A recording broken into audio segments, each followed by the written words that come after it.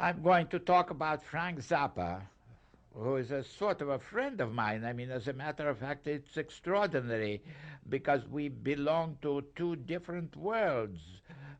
See, he's in uh, popular music, more or less, but really it's avant-garde music, and I am uh, of classical tradition, but then, of course, I moved to the avant-garde position. So we met somewhere in the middle, all thanks to a book of mine which contains all kinds of crazy scales and melodic patterns and harmonies. And one day Zappa suddenly telephoned me and she said he would like to get in touch with me. And so we sort of became friends, and he wanted me to uh, be soloist with his band, but of course I never played with that rock and roll band. But he said, "Well, why don't you try?" So I went there, and I said to myself, "What have I to lose?" So we rehearsed it, and I played on the electric piano. I played one of my compositions,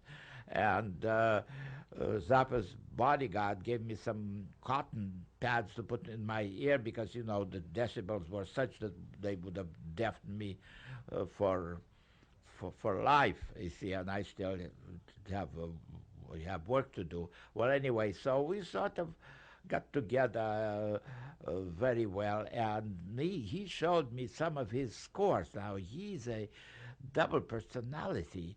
Of course, he's famous for his rock music, but he also composes the type of music that is just as far out as it can be in the classical direction. And he's an admirer of Varèse. And of course, I was very closely associated with Varèse. I played his music. I recorded his music for the first time. The score of Ionisation is dedicated to me and all that sort of thing.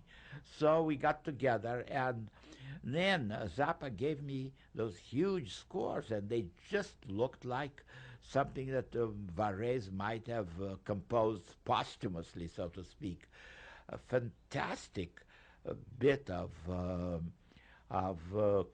contrapuntal dissonances and all kinds of things that I just couldn't believe that it was the same person who wrote all those famous rock pieces. And then this absolutely wonderful and most exciting music that could be performed at any international festival.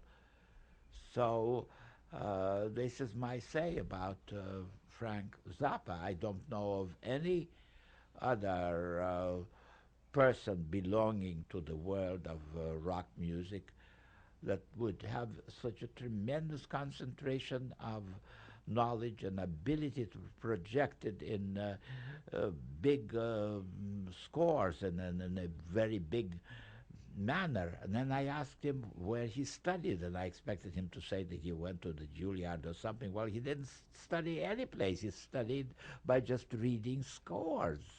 And so he learned much more than he could ever learn in any university or in any school of music. So I'm a very great admirer of his, and it's a sort of as I say, it's a sort of a strange relationship because we come from two different, totally different backgrounds. But you see, this proves that after all, music is one with a capital O. It's just music is music, and that rock musicians can move towards so-called classical music field, and vice versa. So this is my say about Frank Zappa.